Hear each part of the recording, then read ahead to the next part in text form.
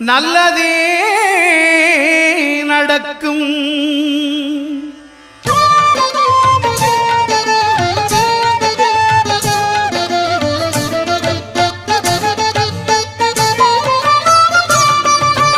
9 கோளும் ஒன்றாய் காண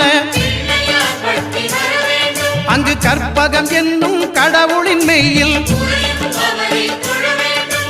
9 கோளும் ஒன்றாய் காண அங்கு கற்பகம் என்னும் கடவுளின் மெய்யில்